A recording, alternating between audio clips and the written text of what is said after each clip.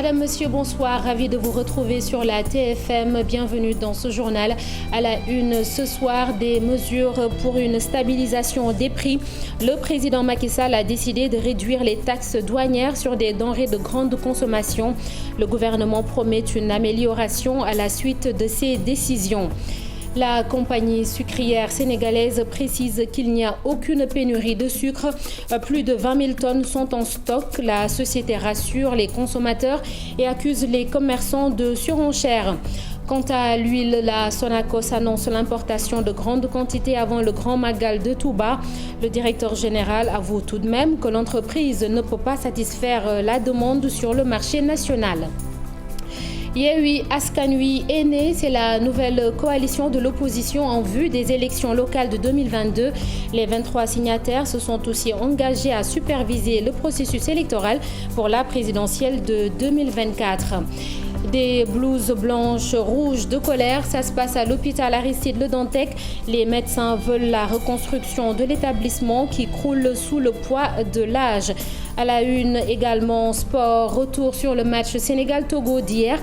C'était une équipe comme on aime en voir. L'ancien sélectionneur Amara Traoré estime que le Sénégal est irrésistible avec ce genre de prestations.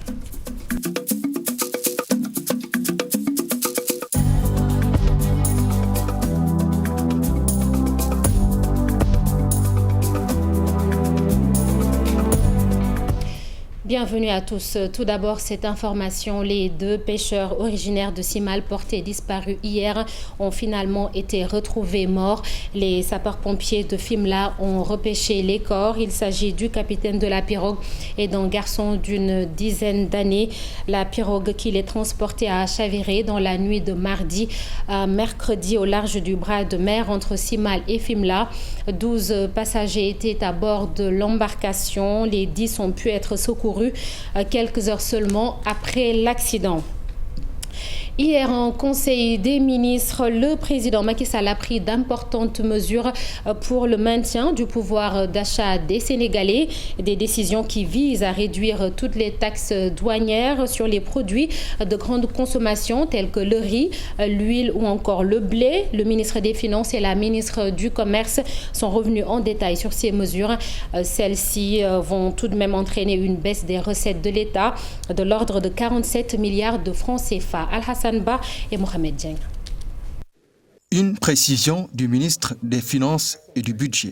En vérité, je tiens à préciser d'abord que nous ne travaillons pas pour la baisse des prix. Non.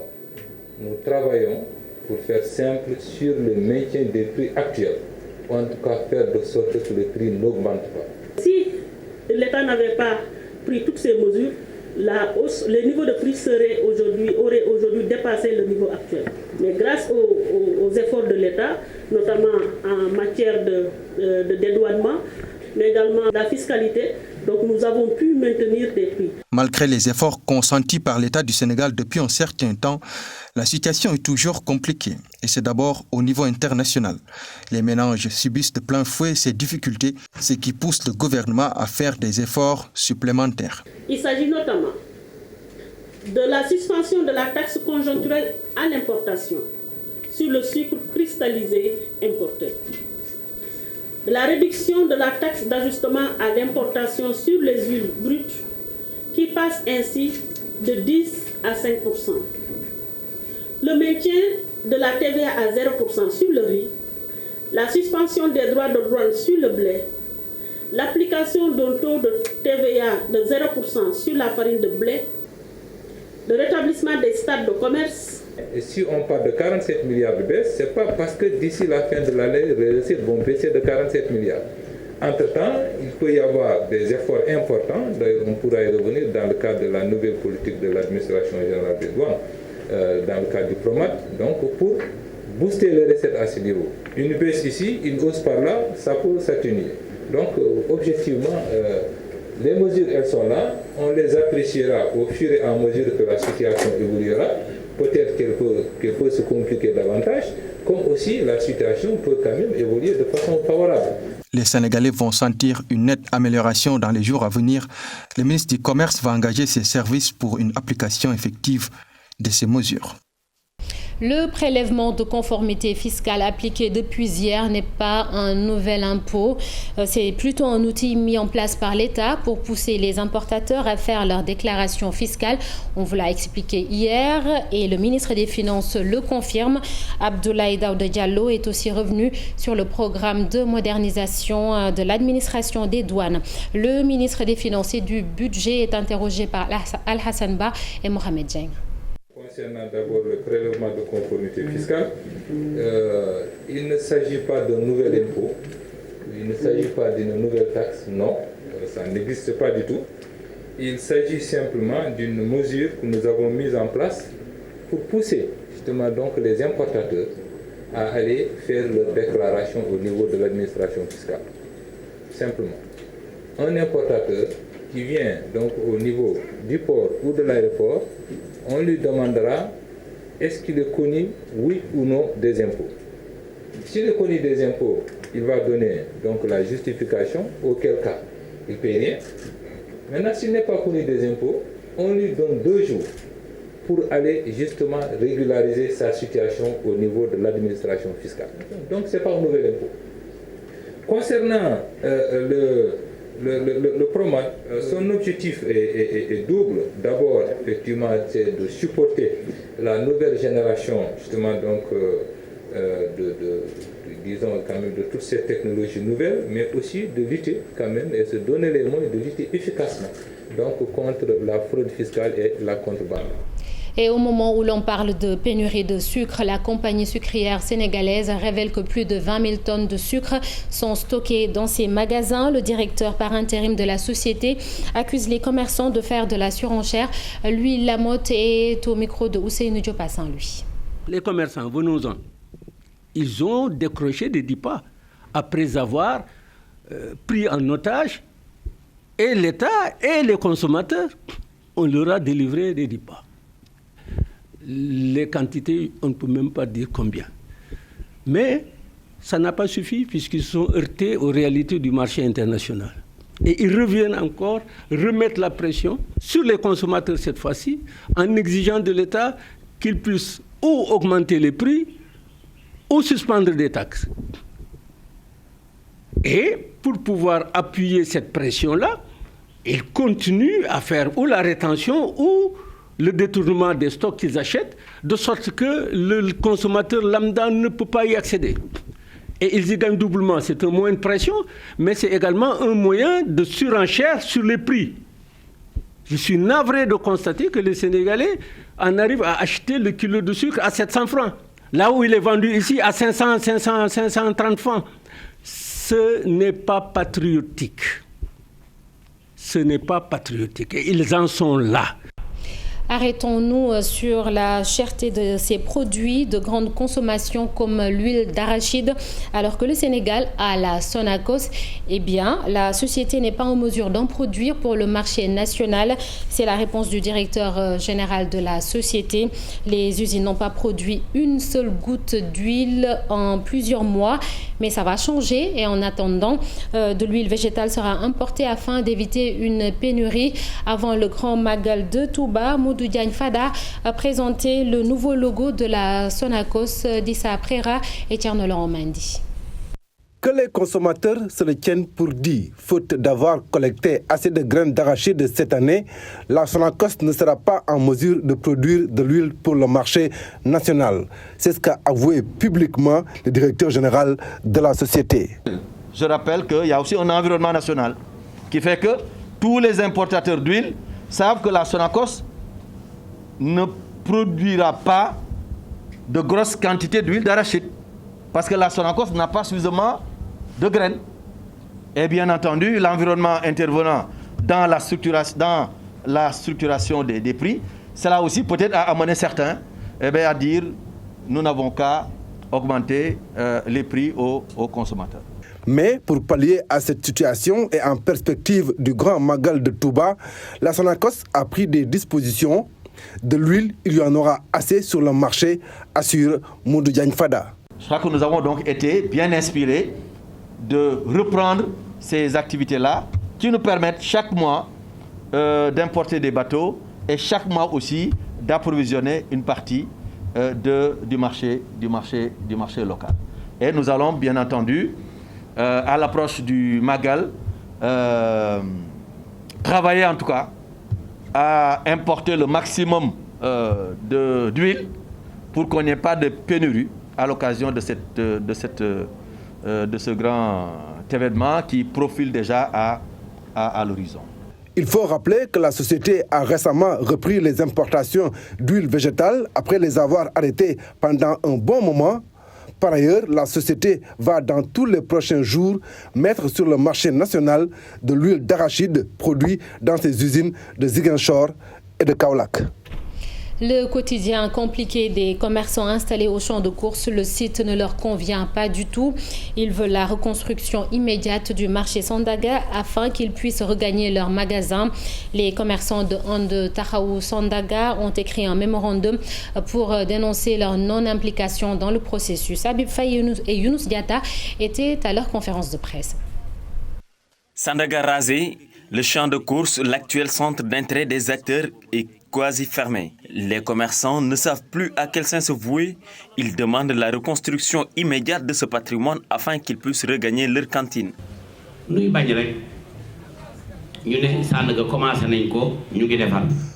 ne voulons pas que les Sénégalais pensent que les commerçants ne veulent pas quitter les lieux.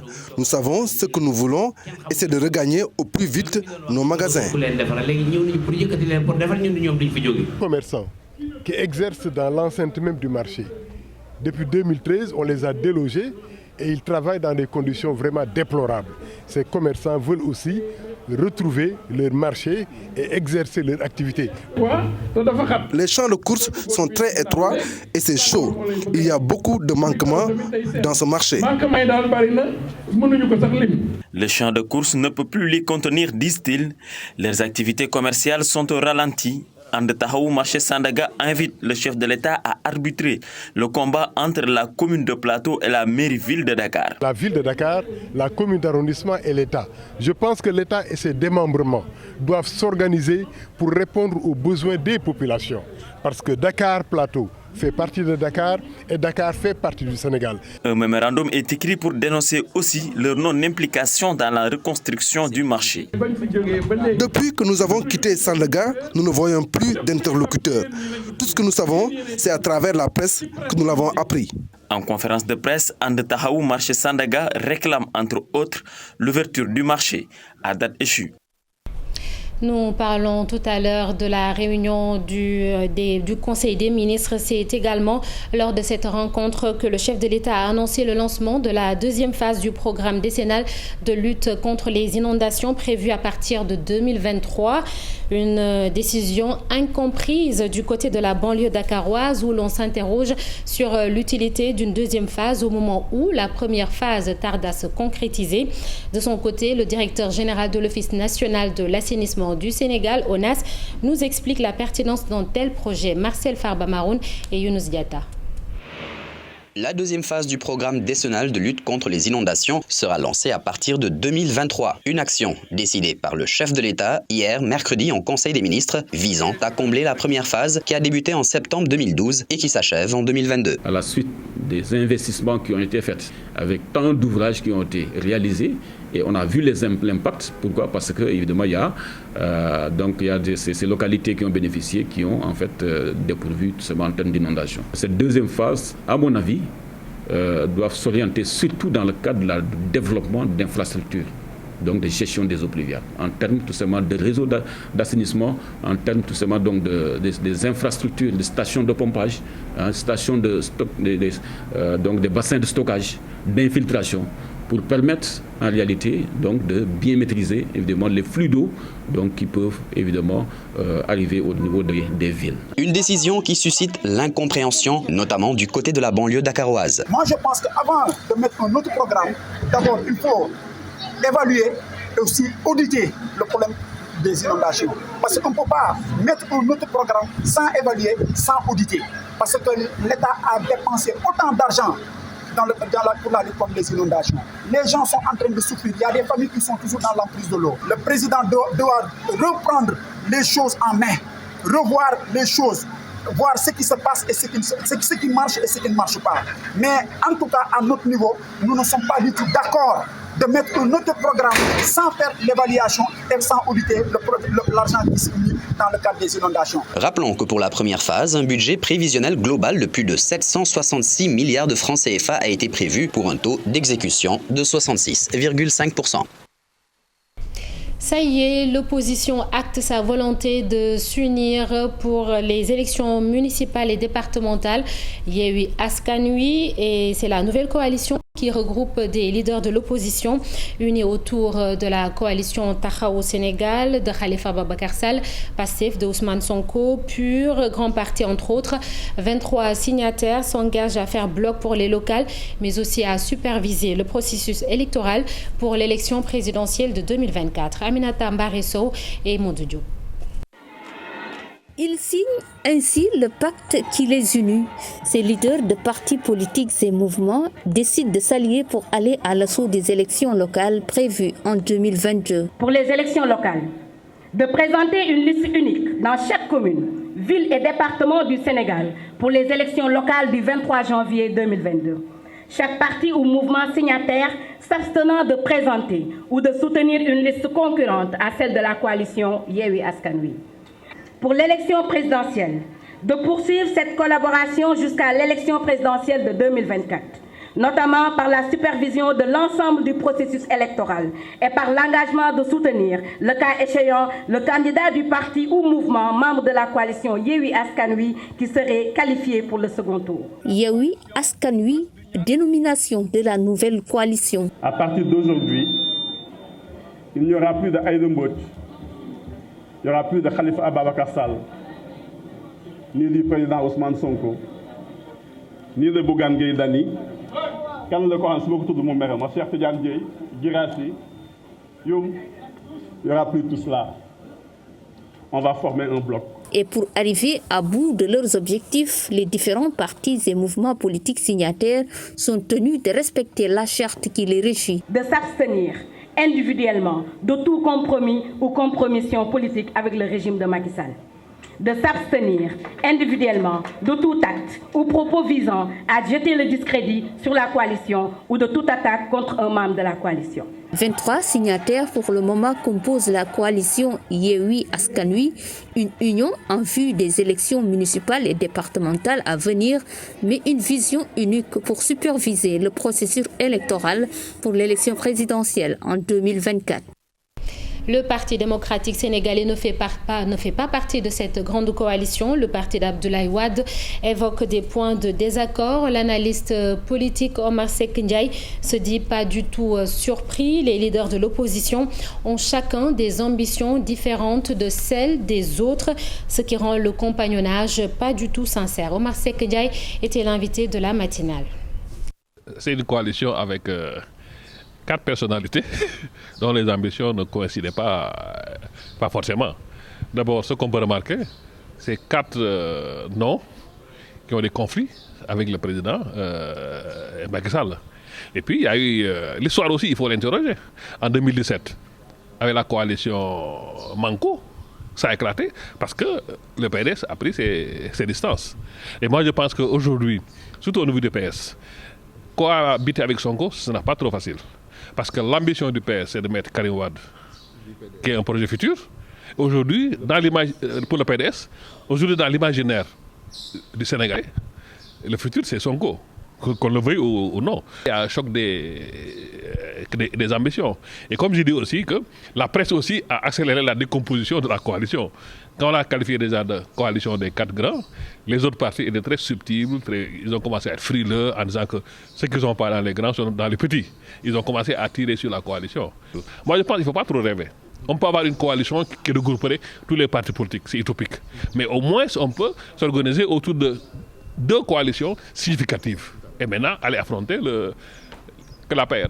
Parce que la paire aussi a des démons qui les menacent avec avec les investitures. Donc aujourd'hui, il n'y a aucun parti politique qui dort tranquille.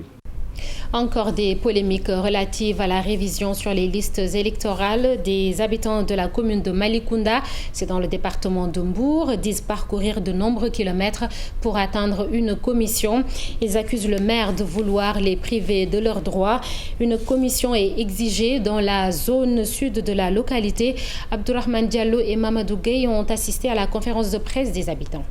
Des habitants de la commune de Malicounda, plus précisément à la zone sud, c'est-à-dire Nianing et environ, disent rencontrer d'énormes problèmes pour s'inscrire sur les listes électorales. Pour un habitant de la zone sud, par exemple Nianing, on est obligé de quitter Nianing, de passer par Mbour, par Sali et après prendre le prolongement, la bifurcation qui va vers Malicounda. Ce qui veut dire que c'est un énorme problème.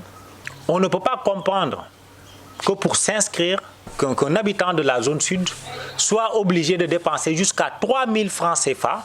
Ils invitent les autorités administratives à mettre une commission dans la zone afin de permettre aux primo-votants d'avoir leur carte d'électeur. Depuis que la commune est commune à nos jours, à chaque fois quand il s'agit de commission d'inscription sur les listes électorales, il y a toujours eu une commission ici à Nianing. Et cette année, ce n'est pas le cas. On sait très bien que ce n'est pas le cas parce que tout simplement c'est un arrangement et il faut oser le dire. Le maire en poste au jour d'aujourd'hui n'est plus en odeur de sainteté ici. On sait que dans la zone sud ne lui est pas favorable. Les proches du maire de Malicounda estiment que leur leader est le premier à contacter les autorités administratives sur la question, car eux aussi rencontrent d'énormes difficultés pour inscrire leurs militants de la zone sud de la commune. Retour à Dakar, les médecins de l'hôpital Aristide Le Dantec contiennent mal leur frustration. En dehors des bâtiments usés par le temps, l'hôpital fonctionne difficilement. Des appareils tombent souvent en panne parce qu'ils sont vieux, près de 30 ans pour certains. De l'avis des médecins, la seule solution reste la reconstruction de l'établissement. Malheureusement, les autorités ne font que des promesses. Fatou Bintou Conté, Pape Sangone Mbaye. La situation est alarmante à l'hôpital Aristide Le Dantec. Cette fois-ci, ce sont les médecins qui sont montés au créneau pour décrire l'état de délabrement avancé de cette grande structure hospitalière. La situation de l'hôpital Aristide Le Dantec est une situation, on pourrait dire extrême, une situation grave. Qui sont liées à des problèmes d'infrastructure. L'infrastructure est ancienne.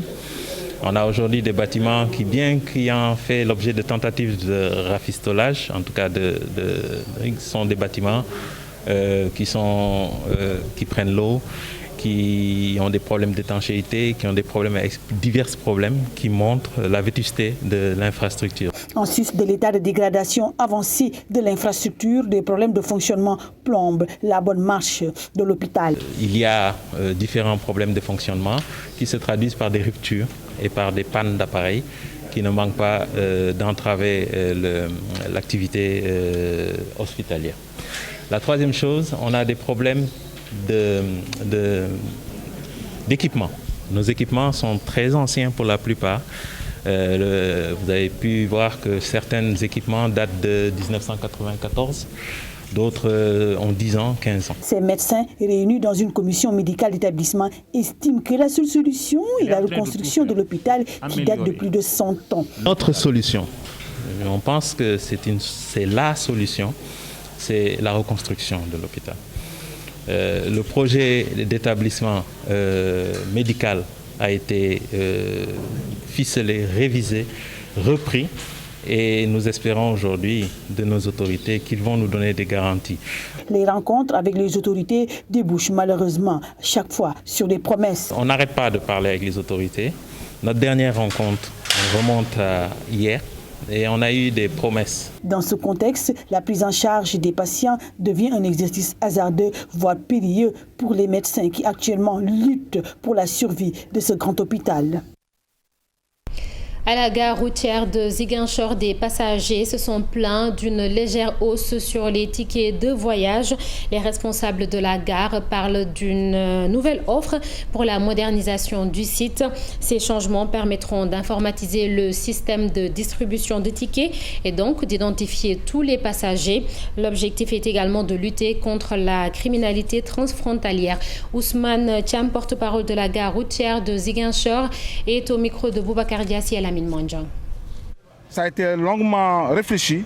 On a tenu de multiples réunions ensemble avec eux pour pouvoir adopter à ce projet. Il s'agit d'un projet de la modernisation de la gare routière et l'informatisation de la vente des tickets de la gare routière pour 1000 raisons. D'abord, identifier le passager, identifier le conducteur, la sécurisation des bagages, et c'est pour l'intérêt général des passagers et du transport en général. On dit qu'on a fait une augmentation. Non, pas une augmentation. La gare routière n'est pas habilitée à faire une augmentation. Il y a un ministère tutelle qui le fait. C'est le ministère du Commerce. Là, ce n'est pas une augmentation, mais c'est une offre du bailleur. Avec ce phénomène du terrorisme, avec ce système, on peut identifier ceux-là qui vont passer au niveau de la gare routière. Avec ce système du Covid-19 dans le fichier, tout passager qui passera au niveau de la gare routière est déjà identifié et fiché. À ce stade du journal, nous ouvrons la page des sports et nous parlons de l'afro-basket masculin au Rwanda avec le match Sénégal-Angola. C'était hier. Il y a des enseignements à tirer de ce match pour mieux préparer la demi-finale. C'est l'avis du meneur américain Henry Pierria. Il faut encore travailler les automatismes, bien récupérer. Même s'il n'a pas pu retrouver ses semelles, le meneur ne se cherche pas d'excuses. Il faut se tenir prêt pour le prochain match. Je me sens bien, pas d'excuses, content d'être là avec mes coéquipiers. Il faut encore pour fin de la journée, nous ne sommes pas encore satisfaits. On a encore beaucoup à faire. Il y a... La valise de Henry Pierria est arrivée hier à la mi-temps du match contre l'Angola, mais ses semelles ne s'y trouvaient pas. Révélation faite par le président de la Fédération sénégalaise de basketball, Maître Babacar Ndiaye. Heureusement, celles conçues depuis Dakar sont arrivées à temps et il a pu jouer avec. Changeons de discipline football. Retour également sur le match Sénégal-Togo d'hier avec plusieurs variantes dans son jeu, dans un rythme plus soutenu. Les Lions du Sénégal ont démontré face aux éperviers du Togo qu'ils peuvent casser un bloc bas. C'est la conviction de l'ancien sélectionneur national Amara Traoré qui estime que le Sénégal est irrésistible avec ce genre de prestations. Le reportage de Cher Sadi Boudjara et Tierno Laurent Mendy. Il n'y a pas une grande différence au fait entre un joueur professionnel et un local.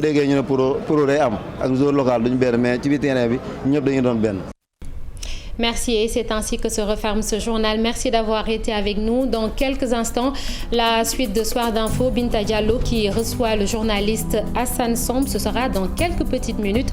Restez sur la TFM. Bonne soirée à tous. À demain. Au revoir.